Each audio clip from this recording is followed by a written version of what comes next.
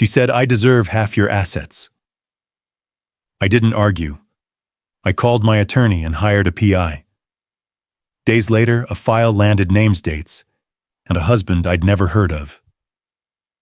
I brought the folder to the hearing and waited to see who would speak first. I was deep into a strategy meeting in my corner office, spreadsheets glowing on my dual monitors, when the door flew open without a knock. A guy in a cheap suit process server badge clipped to his lapel shoved a thick envelope into my hand. Julian Hargrove, you've been served. He turned on his heel and vanished down the hall.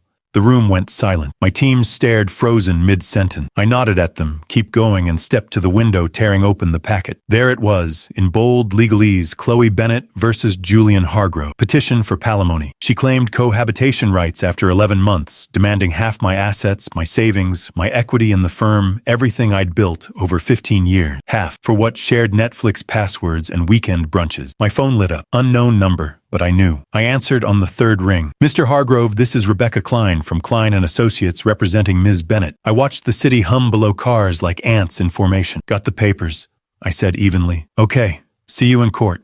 Click, the line went dead. They had no idea the board was already set. That envelope hit my desk like a bad investment, thick sealed and full of regret. I didn't rip it open right there in front of my team. No drama. Just a nod to Sarah, my ops lead, to keep the meeting rolling on quarterly projections. We'll circle back, I said, slipping into the hallway. Back in my office, door clicked shut. I finally scanned the filing. Chloe Bennett. 11 months, we'd shared a life or so, I thought. Now she wanted half of it on paper. My savings from 15 years grinding in finance, equity in the consultancy I'd bootstrapped, the works. I leaned back, staring at the skyline. How did we get here? It started simple enough. A mutual friend at a networking mixer introduced us. She was all sparkle long auburn hair, that laugh that turned heads. I was the guy in the button-down nursing a Scotch-talking risk assessment. First date was coffee, neutral ground. She ordered a venti caramel macchiato with extra foam. I stuck to black. You're so disciplined, she said, eyes wide like it was a superpower. I smiled. Keeps the numbers straight. We clicked, or I thought we did. 11 months flew by in a blur of dinners and weekends. But looking back now, with that lawsuit glaring from my desk, I could see the cracks. The red flags I'd chalked up to just dating quirks. The ones that should have sent me running. Take the money thing. I'm frugal by nature. Grew up watching my dad balance checkbooks on Fridays, teaching me compound interest before I hit high school. I track every expense in a spreadsheet, groceries, gym membership, even that annual donation to the food bank. It's not stingy. It's strategy. Build for the long game. Chloe, she saw budgets as suggestion. Our second month in, she dragged me to this pop-up boutique in Soho. Designer bags on racks like forbidden fruit. Julian, look at this one. It's screaming my name. $2,000 for leather that might last a season. I hesitated. We could find something similar online, half the price. Her face fell just a flicker. It's not about the price. It's about feeling alive. I caved. Bought it for her. Figured one splurge wouldn't break the bank, but it snowballed. Dinner at Michelin spots where the tasting menu hit $500 a head. Life's too short for chain restaurants, she'd say, scrolling her phone for the next influencer haunt. I let it slide. Told myself it was her way of unwinding from her marketing gig, high-stress pitches, late nights, chasing trends. We balanced each other right, my steady hand to her flair. Then there were the story. Hers always polished to a shine like Instagram reels. Oh, this ex of mine, total disaster. Cheated with his assistant. Or my family complicated. Dad's in real estate, but we don't talk much. Vague enough to intrigue, but never deep enough to question. I'd share mine divorce 5 years back, amicable but eye-opening. Learned to spot when someone's playing house without the foundation. She'd nod, eyes soft. You're so grounded, Julian. I need that. But her phone always buzzing. Late night texts from old friends. I'd wake to her giggling in the kitchen, typing furiously. Just work. She'd wave off. Once I glimpsed a name, Trevor, popping up in her notifications. Who's that all casual over breakfast? A college buddy, she said too quick. Screen flipped down. I dropped it. Trust is earned slow, but doubt creeps in faster. Red flag number 2, waving like a matador's cape. And the plans. God, the plan. She lived for the highlight reel, spontaneous trips, viral brunches. We should do Tokyo next quarter. Cherry blossoms, sake bars. I'd crunch the numbers mentally. Flights alone, $3,000. Time off from clients, non-existent. Maybe next year, I'd say. Let's save up. Her sigh was theatrical. You're always planning. What about living? It stung, but I laughed it off. Figured she was the spark to my engine. We complimented, or so I convinced myself. By month 6, the contrasts sharpened. I'd come home from a 12-hour day, closing a merger ties, loosened coffee cold, to find her apartment a whirlwind of takeout boxes and half-unpacked shopping bags. Our places alternated. Mine was minimalist bookshelves lined with finance tomes and a single fern. Hers chaos couture silk scarves draped over lamps, candles flickering dangerously close to velvet throws. One night, post-dinner at this overpriced fusion spot, she pulled up Zillow on her phone. Imagine us in a loft like this. Exposed brick rooftop terrace. The listing $4 million. I nearly choked on my wine. Chloe, that's ambitious. We've got 11 months under our belt. She pouted that perfect lower lip. 11 months is forever in this city. Don't you see a future? I did, or wanted to. Of course, but foundations first. Red flag 3, the future talks, laced with assumption. She assumed my stability meant endless funding for her dream. Never asked about mine beyond how was work. Never noticed the late nights I pulled to afford those dinners she loved. Month 9 hit like a pivot table gone wrong. We were at her place, scrolling travel sites. Bali popped up, turquoise waters, infinity pool. This is it, she beamed. 2 weeks all-inclusive. We deserve it. I pulled up the quote $12,000 for the suite alone, plus flights. My savings were earmarked emergency fund retirement bump. It's steep, I said carefully. What if we do a long weekend in the Keys instead, closer, cheaper? Her eyes narrowed, that sparkle turning sharp. The Keys. That's for families with kids. Bali's romantic, Julian. Or do you not see us that way? It escalated fast. Words flew me, calling it practical. Her labeling me boring, controlling. She grabbed her phone, thumbs flying. Fine. I'll go with friends. You can crunch numbers alone. I stood there, heart thumping, but voice steady. Chloe, this isn't about the trip. It's about us building something real, not just chasing sunsets. She laughed, bitter. Real, your version of real is spreadsheets and safe bets. I'm done playing it safe. Door slammed. Texts went unanswered for 2 days. When she finally circled back, apology latte and hand tears on cue, I should have seen the pattern. Forgiveness felt easier than finality. We patched it. Let's try, I said, but the seed was planted. Doubt quiet, but insistent. Then 3 weeks ago, the real break. Another fight, smaller this time. Over a forgotten birthday gift, nothing lavish, just a thoughtful watch I'd picked because it matched her minimalist phase, or so she claimed that week. She exploded. You don't get me, Julian. You're too wrapped up in your world. I sat on the couch, her couch, and it hit me. 11 months of flags I'd waved away. The money drain, the half-truths, the way she'd light up for likes more than late-night talks. Chloe, I said, calm as closing a deal. This isn't working. We're done. Her shock was genuine for a split second. Done just like that. But just like that. I stood, grabbed my keys. No yelling, no begging. Walked out. She didn't fight it. No calls that night. Figured that was the end. Clean break. Until today. That envelope. Demanding half my life for a relationship built on sand. As I filed the papers away, a chill ran down my spine. What else had I missed? What game was she really playing? Little did I know, the real moves were just beginning. I hung up from Rebecca's call and sat there for exactly 60 seconds, not a minute more. Emotions parked them in the mental garage. This was a problem set, and problems got solved with data, not drama. First move, lawyer. I pulled up my contacts, top of the list, Marcus Hale. We'd gone to Wharton together, bonded over bad cafeteria coffee and worse group projects. Now he ran a boutique firm specializing in high-stakes family law. No nonsense, no hourly billing surprises. I hit dial. Marcus Hale. It's Julian. Need you yesterday. A pause, then his laugh dry like rustling pages. Hargrove, what's the fire? I laid it out flat. 11 months, palimony claim, half my net worth on the line. No kids, no marriage, just her word against a lease in my name. He whistled low. Bold. She's banking on cohabitation statutes in New York. Loose interpretation. But it sticks if unchallenged. Send the filing. We'll countersue for frivolous litigation, rack up her fee. Already scanning. I attached the PDF while we talked. But dig deeper. Full background on Chloe Bennett. Financials, priors, the works. Consider it queued. Meet at my office noon tomorrow. Bring coffee black, no sugar. Click. 1 down. Next credit report. I logged into my annual free pull from the big 3, Equifax, Experian, TransUnion. Routine hygiene like flossing before a dentist. But this time I froze framed on hers. We'd shared accounts, loosely joint streaming that one utility bill when she forgot her check. Her score, mid-70s. Mine 800 flat. Red flag 4 in neon. Unsecured debt piled like Jenga credit cards. Maxed at designer limits, a car loan for something European she'd mentioned once. Just a lease. But the kicker, a joint inquiry from 6 months back. Mortgage pre-approval in her name and Trevor, that college buddy, from the notifications. My pulse ticked up, but I breathed it steady. Data point. Not proof. Yet. I bookmarked it, then fired off an email to my accountant. Pull her tax cross-reference if we'd ever filed anything overlapping. Discreet, I added. He replied in 5. On it. Preliminary no joint returns, but flag on a dependent claim last year. Odd for a single. Dependent. Like what, a pet or something stickier. By 9 that night, I'd mapped it on a whiteboard in my home office, clean lines, no clutter. Filing details, center, branches, financial, socials, timeline of us. Trevor circled in red. Why a mortgage pull if she was all about lofts and spontaneity? Sleep was out. I paced, replaying the red flags like a highlight reel. The vague family stories, the late-night texts. Bali blow up as the pivot not about the trip, but control. She'd tested boundaries, found mine ironclad, and now this lawsuit retaliation wrapped in legalese.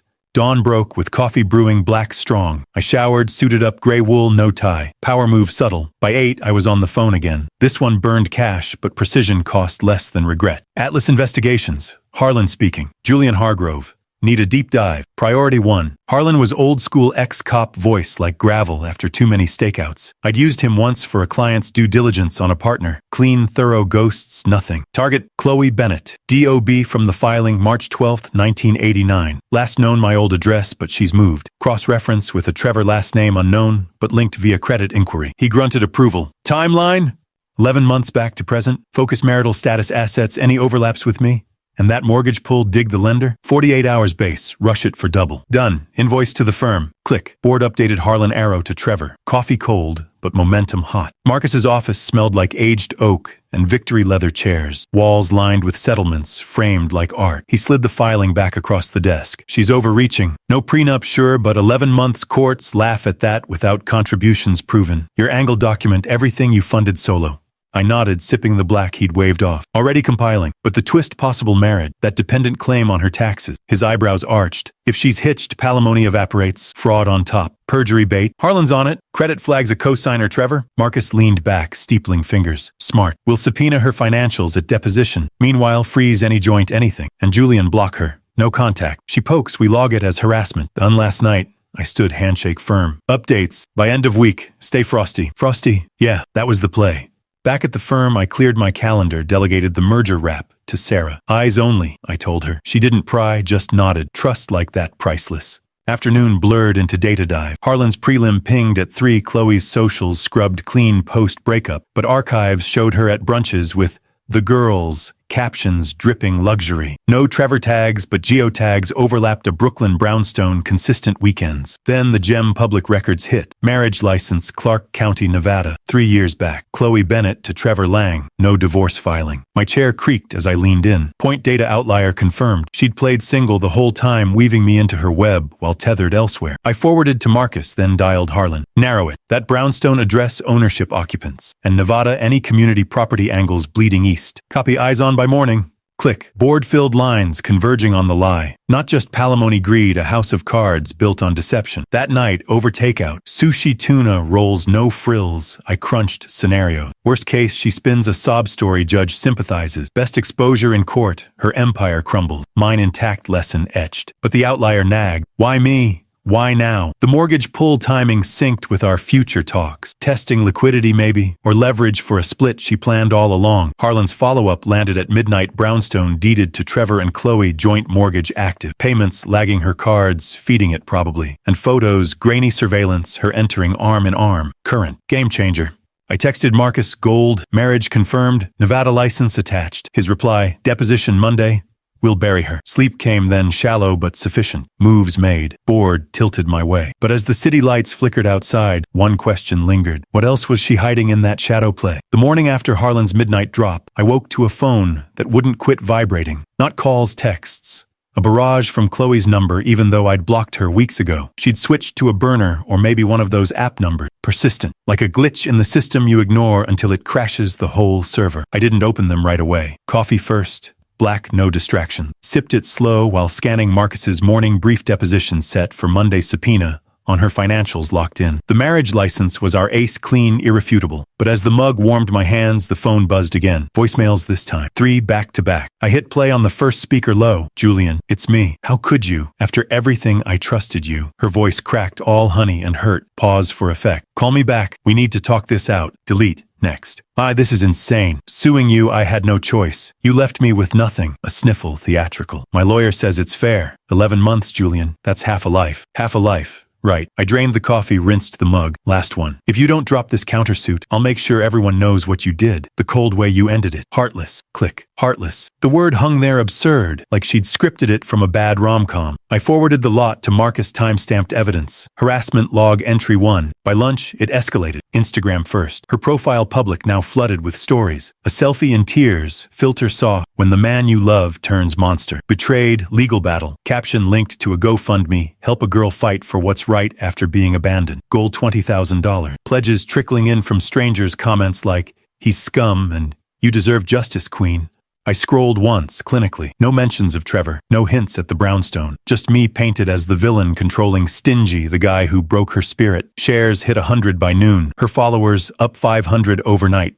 Email pinged next. From a throwaway subject, the truth about Julian Hargrove. Attached screenshots of our texts cherry-picked. The Bali fight her, you're boring rant, edited out mine, left raw. See how he treated me? Forwarded to her support circle, mutual friends, a couple ex-colleagues of mine. CC'd my firm's general inbox just to stir the pot. I flagged it spam, but not before archiving. Marcus would love this defamation angle brewing. Afternoon brought the calls. 10 in an hour, same unknown number. I let them roll to voicemail, but one broke through on the office line unlisted. She dug deep. Julian Hargrove's office, Sarah answered crisp. A pause, then Chloe's voice syrupy. Hi, is Julian there? It's personal. Sarah glanced my way, eyebrow arched. I shook my head. Mute. He's in a meeting. Can I take a message? Tell him Chloe called. About the lawsuit. He knows. Click. Sarah hung up, leaned in. She sounded off. Water under the bridge, I said. Lie, but close enough. Log the call. Already did. Good. Methodical. That's how you dismantle a storm, one raindrop at a time. But she wasn't done. By 5, TikTok entered the fray. A video her in a silk robe, dramatic lighting, slow-mo tear. Voiceover. He promised forever, then ghosted when I needed him most. Now he's fighting dirty in court. Why do men do this? Cut to clips, stock footage of broken hearts overlaid with our brunch photos, my face blurred but recognizable. Hashtags, Schotter toxic ex, Schotter's palimony struggle, Sharks, women supporting women, views climbing 50,000, comments a cesspool, sis get that bag, expose him fully. I watched it once, volume off. The production value amateur hour with flair. She'd looped in a friend, some influencer-type coaching from the wings, poetic almost. The girl who chased viral brunches now weaponizing them against me. Phone lit up again. Text from mom's number, not her A forward. Aw, Julian, what on earth? Chloe just called, crying her eyes out. Said you're suing her over nothing, dragging her through hell. Is this true? I stared at the screen. Peak absurdity. Chloe dialing my mother, the woman who'd grilled her over holiday stuffing recipes, eyed her shopping sprees like bad investment. Now playing victim supreme. I called back calm. Mom, it's exaggerated. She's filing against me, actually, for half my assets after 11 months. I didn't abandon anyone. A beat. Half that's bold. She sounded broken, honey. Said you called her names, blocked her everywhere. Blocked after the breakup. Standard. And no names, just ended it clean. Mom sighed, the kind that carried years. Well, your father's on my case about family values, but if she's lying, handle it your way. Just don't let it consume you. Already handled. We chatted, weather shifted gears, but the seed planted. Chloe's web spreading threads, thin but sticky. That night, over a solo steak medium rare, no sides, the barrage peaked. 20 texts in a row, escalating. You think you're smart, hiding behind lawyers. My friends see you now. The real you. Call me or the videos get worse. With details. Like what? The watch I forgot. Or the Trevor omission she'd buried. I screenshotted each, batched to Marcus. Reply none. Starve the fire. But the GoFundMe hit 10,000 by bedtime. Pledges from her squad, women I'd never met egging it on. One comment gut punched. Julian sounds like my ex. Calculating. Cold. Girls document everything. Calculating. If only they knew. The spreadsheets weren't chains. They were shields. And cold. Better than the hot mess of her chaos. Harlan texted at 11. Tail on her. She's at a bar in Brooklyn Brownstone District. Cozy with a guy. Matches Trevor's build. Trevor. The ghost materializing. I replied, photos. Incoming. Grainy shots, her laughing arm looped through his. Ring on her finger, glinting under neon. The husband she'd hidden now, comfort in the storm she'd brewed. Perfect. Outlier confirmed in pixels. As I powered down another voicemail, Chloe slurred slightly post-bar. From Julian, Trevor says you're bluffing, but I know you. You'll fold. Like always, come back and we call it even. No courts, just us. Trevor says, slip of the tongue or desperation, either way, gold. I deleted it. but the echo lingered, her illusion cracking piece by piece. The social media circus, smoke, the calls, noise. But reaching for Mom, that was the tell, grasping at straws when the foundation wobbled. Monday's deposition loomed. Her under oath, our evidence stacked. How long before the mask slipped for good? Little did she know, the real show was about to drop the curtain. Monday morning hit like a verdict, already read. Crisp suit-pressed briefcase, heavier than usual, coffee, black and bottomless. The courthouse loomed on Center Street, all marble, and echoes the kind of place where truths got carved in stone. I arrived early, claimed a bench in the hallway. Rebecca met me there, file under arm, her nod sharp as a gavel. "We've got this," she said. No pep talk, just facts. Inside the courtroom smelled of polished wood and stale resolve. Chloe sat across the aisle, flanked by her counsel, a slick type named Harlan, all pinstripes, and practiced scowl. She avoided my eyes, fiddling with a bracelet that caught the light, the one I'd bought her for our 6-month mark. Irony served cold. Judge Ellis presided, mid-50s, no-nonsense glasses perched like a warning. He scanned the docket, voice even. Bennett v. Hargrove, palimony petition. Counsel proceed. Harlan rose first, buttoning his jacket with theater. "Your Honor, this is a clear case of abandonment and inequity. My client, Ms. Bennett, cohabited with the respondent for 11 months. Shared finances, household life. In return, emotional neglect, financial control, abrupt discard. She seeks equitable distribution, half the assets accrued during their union." He paced, gesturing to exhibits, screenshots of our brunches, blurred vacation mocks, even that Zillow loft she'd pulled up once. Mr. Hargrove positioned himself as provider, then vanished when commitment loomed. "This isn't justice, it's retribution masked as strategy." Murmurs rippled from the gallery, mostly her supporters, faces from her social feeds, nodding like extras in a docudrama. Chloe dabbed her eyes, the picture of poise cracked just enough. Harlan leaned in. "We have statements, Your Honor, witnesses to the toxicity, and financial trails, gifts, dinners, the works. 11 months is a lifetime in love's ledger." Ellis jotted a note, face impassive. "Ms. Klein?" Rebecca stood measured. "Your Honor, this petition lacks foundation. No marriage, no children, minimal commingling, but more fraud." Ms. Bennett withheld material facts throughout. She slid a folder forward. "Will show palimony evaporates under scrutiny, and perjury looms large." Harlan objected, speculation relevant. Sustained lightly, but the seed was planted. Tension coiled like a spring. Chloe shifted, glancing my way for the first time. Her eyes, not fear, defiance, like she held an unseen card. Deposition transcripts came next. Harlan grilled me through proxies. "Did you ever discuss future assets?" I answered flat, no formal talks, casual at best. He pushed on the Bali fight, painting me as tyrant. "You denied her joy, Mr. Hargrove. Why?" Rebecca interjected. "Objection. Relevance." Overruled. I met his gaze. Practicality, not denial. The room thickened. Her side paraded a friend, one of those brunch squad, testifying to Chloe's despair. She came to me broken, saying he tracked every penny, like a warden. Nods from the back. Harlan swelled. "See control. She deserves recompense." Ellis leaned forward. "Counsel, get to proof. Allegations don't pay bills." Rebecca's turn. She called me first. "Brief. State your contributions, Mr. Hargrove." I listed rent, solo utilities, mine, her debts untouched. No joint accounts beyond streaming. My assets, pre-relationship. Harlan cross. "But the gifts, the lifestyle you enabled." "Enabling isn't entitlement," I said. Calm. Ellis's pen paused.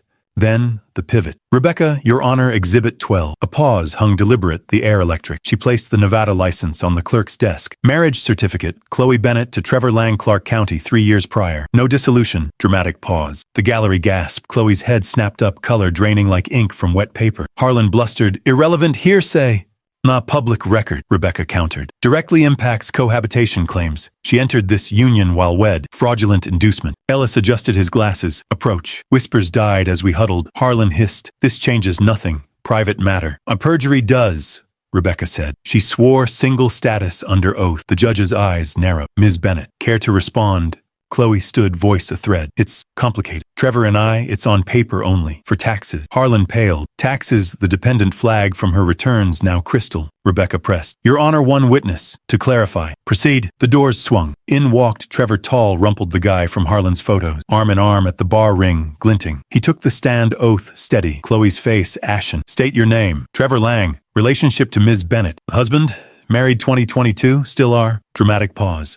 Gasps echoed again. Harlan shot up. "Objection, surprise, witness." "Unanticipated," Rebecca said. "Subpoenaed last week." Trevor continued, voice even. "We live together. Brooklyn brownstone joint deed. The mortgage pull ours. Her cards feed it when mine lag." Chloe bolted up. "Trevor, stop. It's not." "Bailiff." Ellis's tone brooked no. She sank, trembling. "Why testify now?" Rebecca asked. He glanced at Chloe, regret not rage. She told me about the suit against him. Nod my way. While we're married, no. I pulled records too. Her stories, inconsistent. Harlan, leading, sustained, but damage done.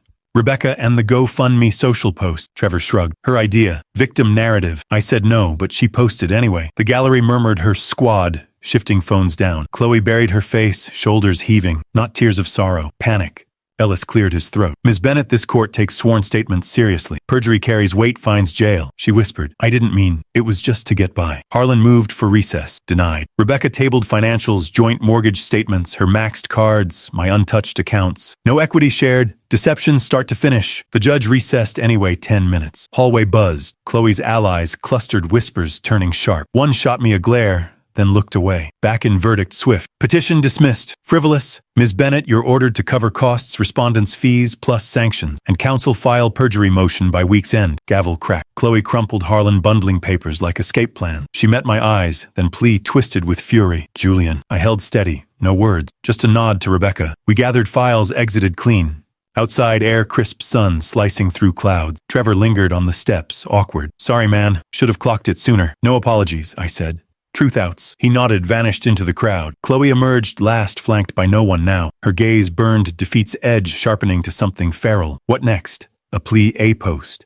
The real fallout just uncoiling. The gavel's echo hadn't even faded when Judge Ellis leaned forward, his voice cutting through the stunned hush. Like a scalpel through silk. Ms. Bennett, this court finds your petition not only meritless but contrived, dismissed in full. Mr. Hargrove's counsel prepare an order for costs hers to bear, including sanctions for bad faith. And as for the discrepancies in your testimony, he paused, eyes locking on her like crosshairs. Perjury isn't a footnote. The district attorney will hear from us by close of business. Chloe's gasp was audible, a sharp intake that rippled through her side of the aisle. Harlan, her lawyer, froze mid-scribble pen, hovering like he'd just seen his billable hours evaporate. Your Honor, if I may.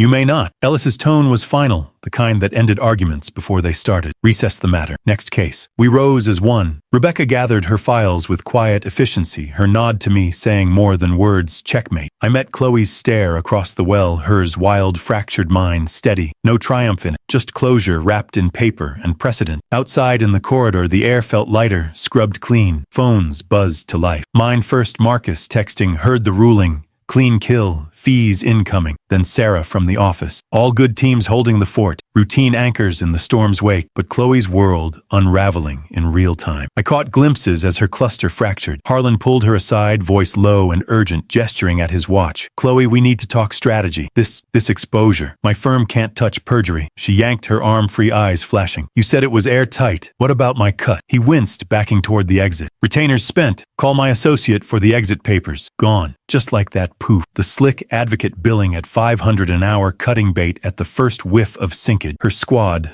hovered next the brunch brigade from her feeds. The one who'd testified earlier, blonde Bob designer tote, stepped up tentative. Babe, that was intense. You okay? We can grab mimosas. Debrief. Chloe whirled, voice cracking high. Debrief, he lied? They all lied. Trevor's testifying against me now?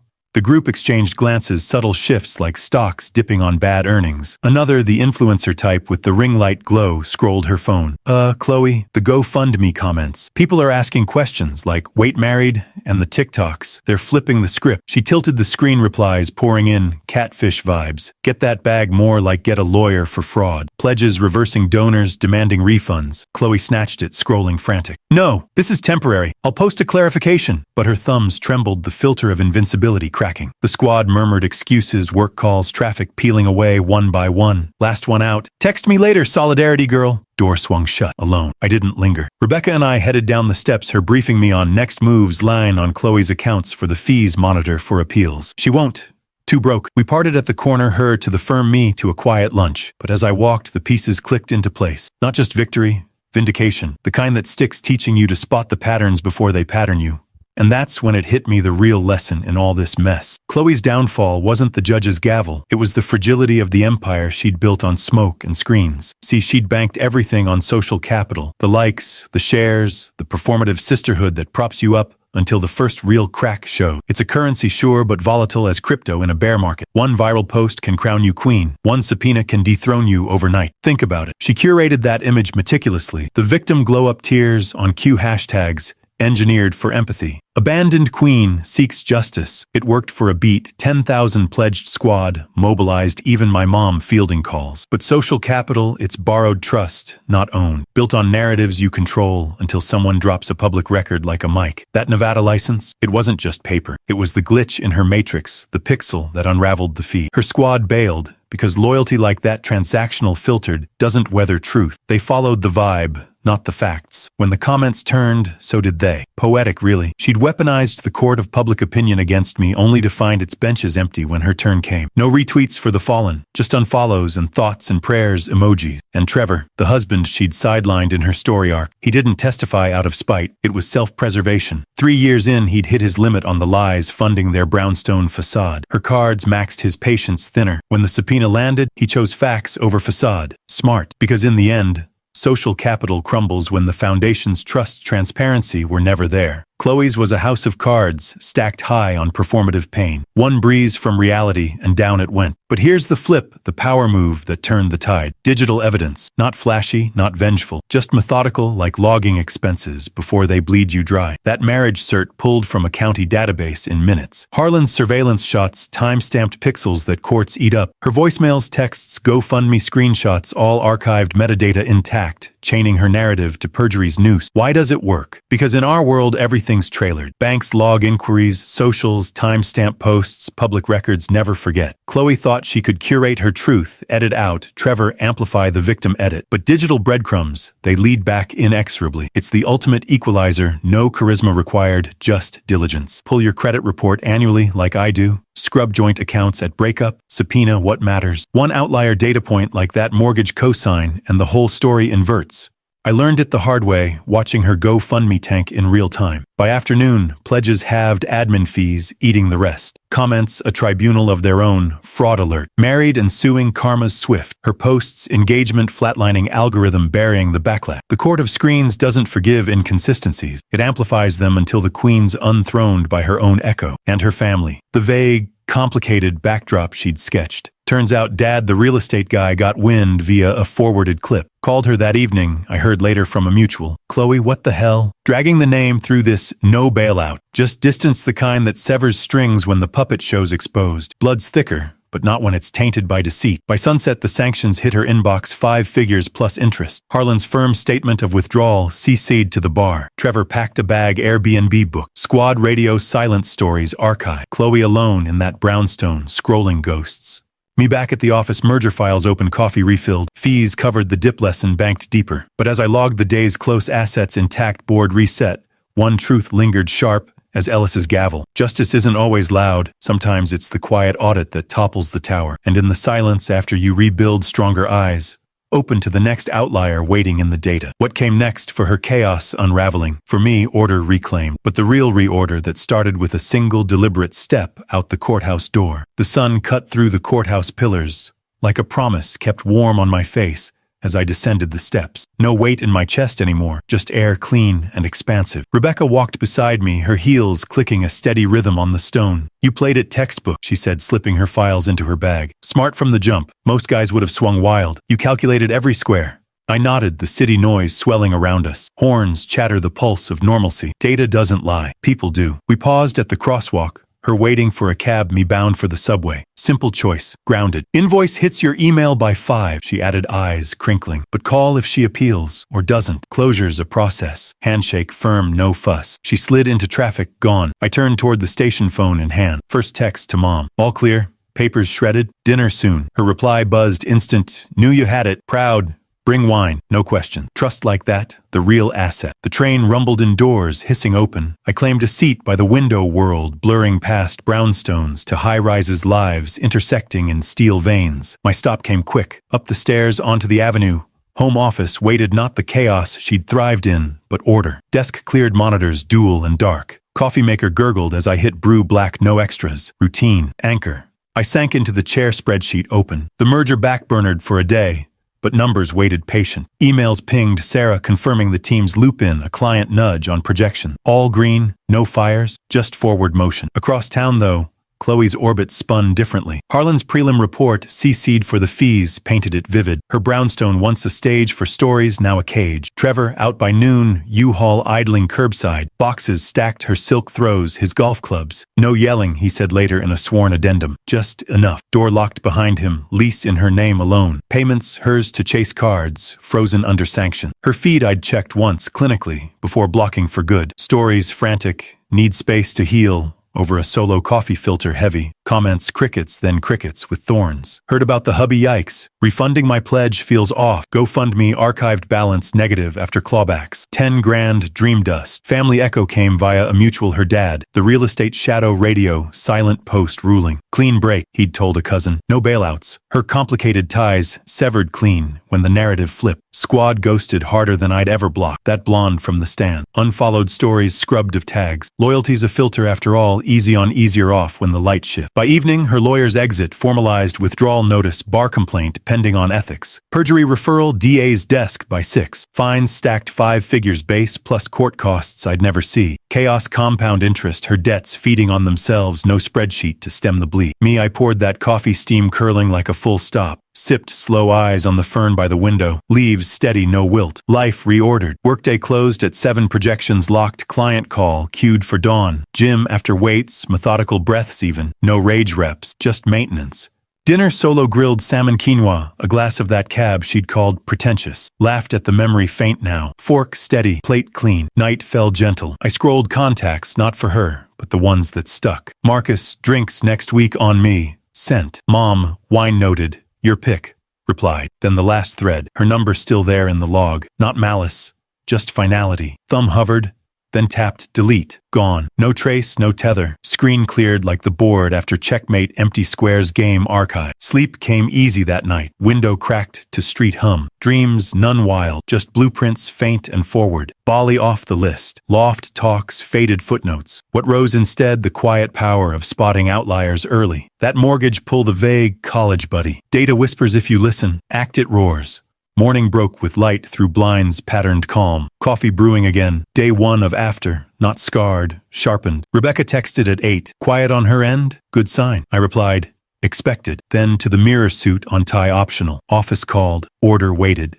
But as I locked the door, one reflection lingered, not regret, but resolve. Chloe's storm, hers to weather alone. Mine clear skies, course set. What if I'd missed the flags sooner, or let the hook sink deeper? Nah. Every pivot teaches, and this one masterclass in moving clean. Weeks later, the dust settled like fine print on a closed deal, faint, but filed away. Chloe's perjury case pending, but whispers from Marcus said she'd plea out community service and a sealed record. Her brownstone foreclosure notice posted last I heard, through a neutral contact. Trevor vanished to Jersey, starting fresh. Me back to the rhythm, but sharper now. Spreadsheets hummed, clients closed, life in columns that added up. I sat in that same home office one evening, fern thriving under the desk lamp's glow. Coffee gone cold, but the steam's ghost lingered. Outside, the city skyline twinkled, promises kept, debts paid. No hate simmered there. Not for her. Just a puzzle solved, pieces slotted back where they belong. See the real takeaway, those outlier data points. The glitches in the matrix you ignore until they glitch your whole system. That mortgage pull on her credit popping up like a rogue entry in a balanced sheet. The vague college buddy texts at midnight, notifications I dismissed as noise. Red flags aren't always red.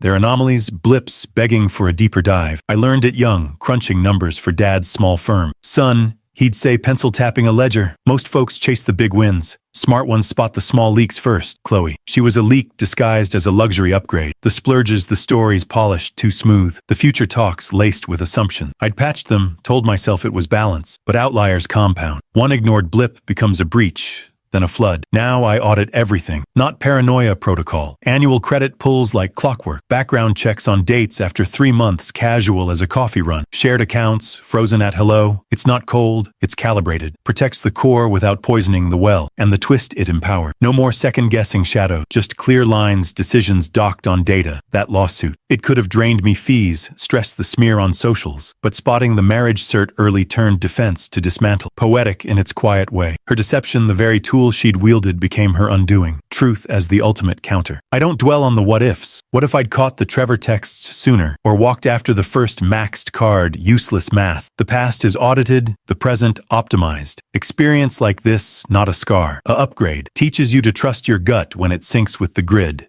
Rising from the desk, I crossed to the window. City lights stretched infinite opportunities, not obligation. No loose ends tugged, just forward vector steady. If you're out there grinding through your own board flags, waving faint paws, pull the report. Dig the data. Anomalies aren't accidents, they're alerts. Act on them and the game stays yours. Logic over lashouts, truth over tantrum, self-respect. It's not given, it's guarded one deliberate move at a time. And in that guard, freedom, the kind that lets you sip cold coffee, smile at the skyline, and know next square's yours to claim.